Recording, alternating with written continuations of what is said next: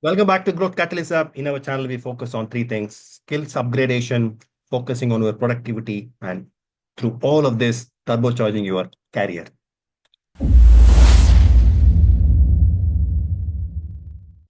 Today's episode is all about the top 20 micro skills that you should have, which will supercharge your career. What are those skills? Let's jump in.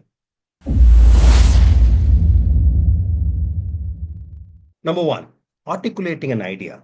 Articulating an idea in a simple, clear manner is a superpower skill. Very easy to develop the skill, but many people don't pay attention to it. Many people don't spend time on it so that they don't ever develop it. How do you develop it? Take the idea that you want to communicate. It could be your project, it could be your personal life, whatever that you want to talk to your friends. It could be any of the idea that you have been waiting to express in a more better, articulate manner. Write it down, call it a first draft, look at it, polish it, write it down again, refine it, refine it. The idea of refinement is to make it very, very clear and simple so that even a 10 to 12-year-old can understand. Even a fifth standard, sixth standard kid, if that person can understand your idea and articulate back to you, you have achieved your goal. So refine, refine, refine with examples, not using any technical jargons, cutting down all the technical jargons, cutting down all the hard words, cutting down all the superfluous words.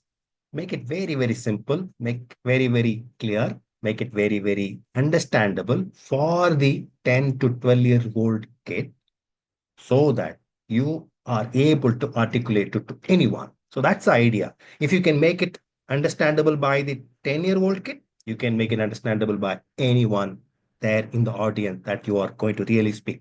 Try it out, refine it. The power is in refining it and making it your own. Try doing that.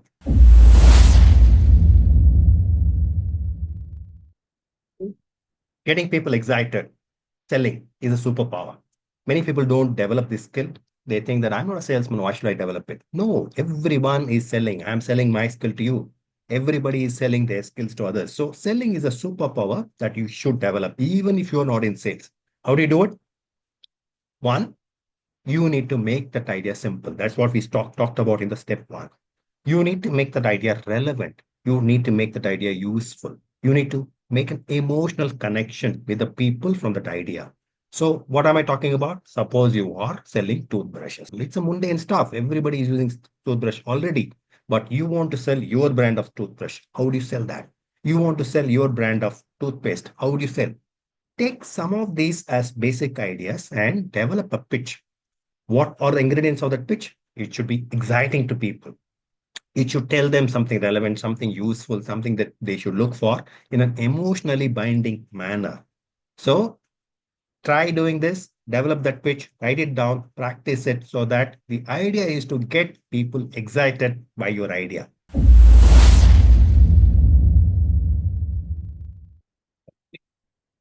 Selling your vision, painting a vivid picture of your vision. Think about Elon Musk. He's painting a vision in terms of what would it be like living in Mars?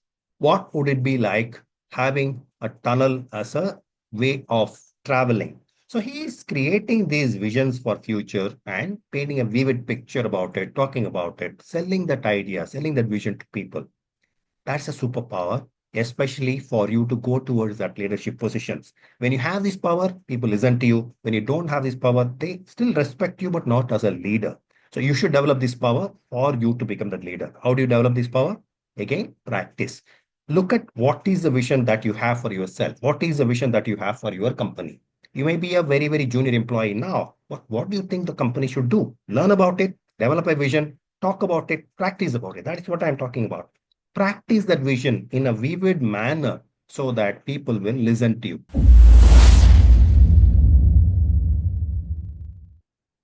Micro skill number four, casual networking.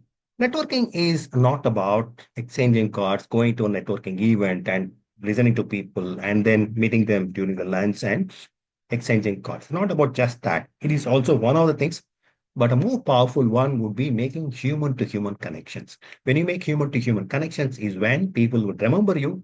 You would also have that ability to go to them, ask for help, give them help so that that bond remains better.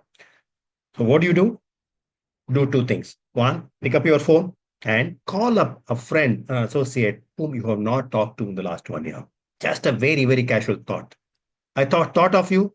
I was reading this article. I thought of you. And here it is. It's an interesting article I'm sharing with you. Do that every single week. One associate whom you have not talked to. One person from your forgotten friend circle.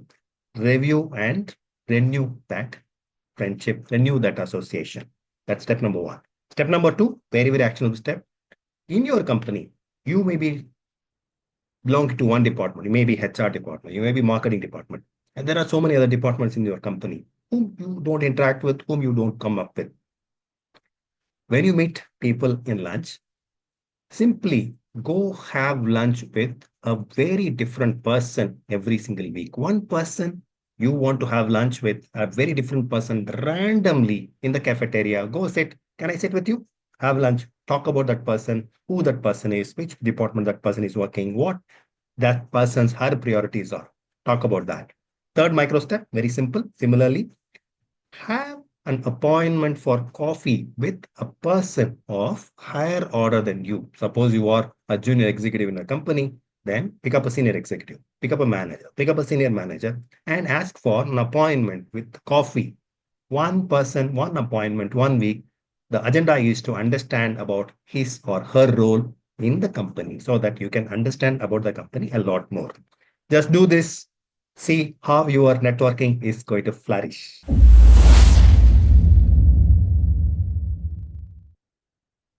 Five, the power of giving. Find out somebody who will be benefiting from your help. It could be monetary help, it could be advice, it could be concrete help in terms of technical expertise that you do have. But there are people who can benefit from your help. It could be the previous step that we talked about in terms of forgotten associates that you may want to revive the friendship on. It could be any one person, but the idea is to give and not seek anything in return. Find out people who can benefit from your giving, do that giving so that you feel very, very good about it. It's a very powerful emotion, like giving, experience that emotion and experience that often. Have a list of people that you can go and help them with and advice, help, technical help, helping them in their career, helping them with their studies are all super powerful helps that people remember for a very, very long time. Do that. Don't expect anything in return. Things will come back. The universe is a beautiful place where whatever you do comes back to you. That's the law of karma. It will come back to you. Don't even think about it. It will happen automatically.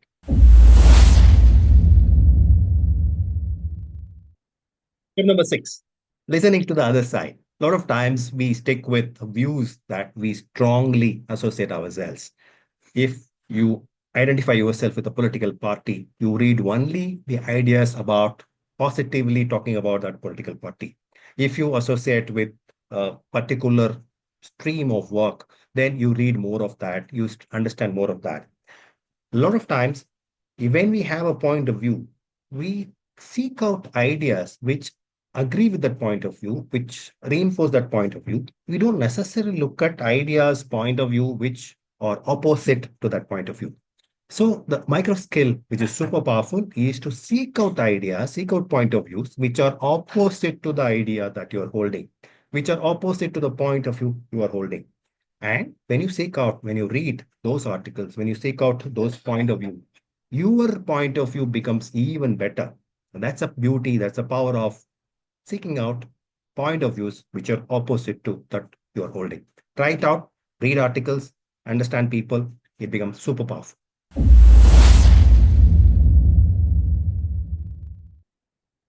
Number seven, focus bursts. A lot of times, our focus is the most precious commodity that we can have.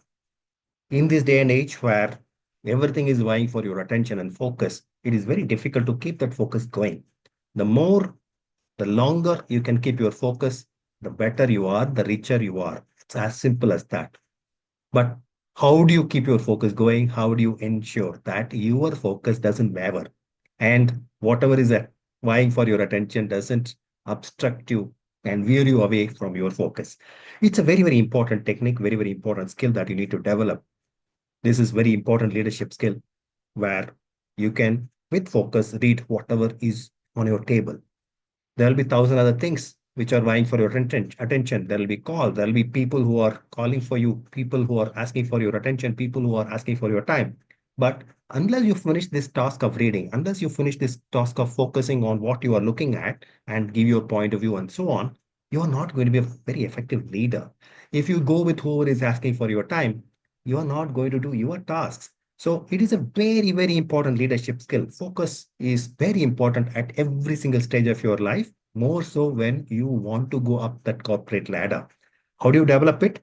By practicing it. Focus is as much a muscle as everything else is. A lot of people don't realize that. You need to start focusing. You need to stay with the task a longer and longer, just like you're exercising. If you have never exercised, if you take a goal of, I want to exercise for the next 3 hours, it's a stupid idea, stupid goal. Don't even try that. Same thing applies for focus also. If you have never exercised, start with 5 minutes exercises, 10 minutes exercises, and then gradually improve on that. Similarly with focus. If you have always struggled with your focus, don't say that I will focus on this task for 2 hours. You're going to fail, my friend. What should you do? Start with 10 minutes. Say that I'm going to stay on this task for 10 minutes. I'm not going to look at anything else. No pings, no social media, no calls, no looking at anything else, no thinking about anything else. You promise that for yourself and then focus on the task for 10 minutes. Even that will be difficult for you to start with. But as you exercise that focus as a muscle, it will become easier and easier. So start with small increments of time, focus on what you have, and then develop that.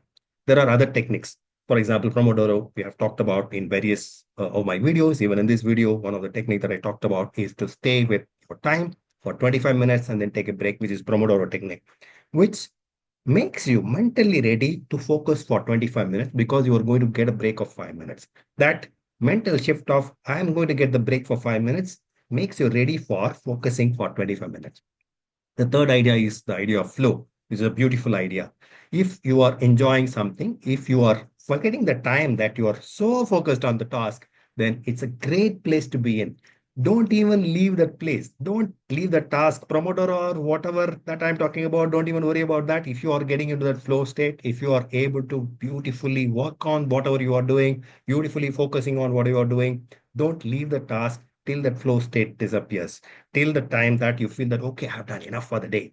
Till the time, if you're in a flow, if you're able to think clearly, if you're able to focus clearly, don't leave that state. So apply these simple steps. Look at how you are able to develop that micro skill of macro skill, I would say, of focus.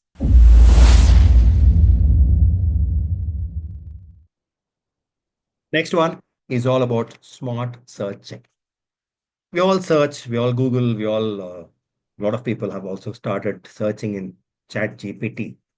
But the power is in smartly doing that. The power is in using exact specific words so that the search becomes better, so that the chat GPT becomes better.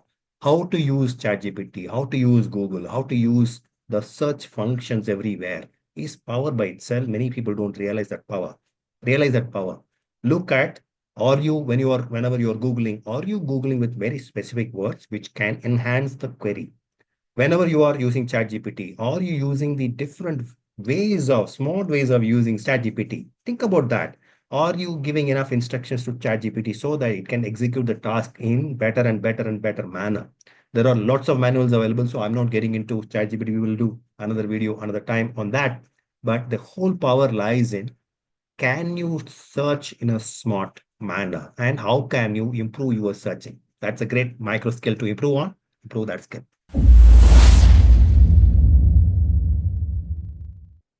Next one is all about handling rejection. If you're able to handle rejection, you've arrived in life.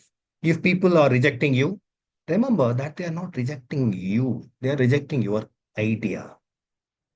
They are not criticizing you, they are criticizing the idea that you are carrying at that point in time.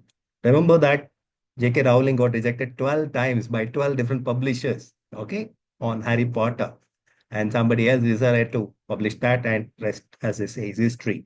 But she had to face 12 different rejections and she didn't lose heart. What you learn from the rejections? Rejection is a great lesson, but only a lesson if you learn from that. Why are they rejecting it? What are their objections? And therefore, what can I learn from that? And what are the three things that I can learn from every single rejection steps? And how do I make my idea, make my product, make my service better with the feedback which is coming from rejection? That is what you need to learn. So simple micro step, micro behavior that I want to teach you. Take the last time that your idea got rejected in a presentation, idea got brandished in a presentation. Take that idea. Why was it rejected? What was the rejection? What was the objection to the idea? What are your learnings? Can you put three learnings on that idea which got rejected? Can you make that idea better? You will learn from rejection, you would arrive in life.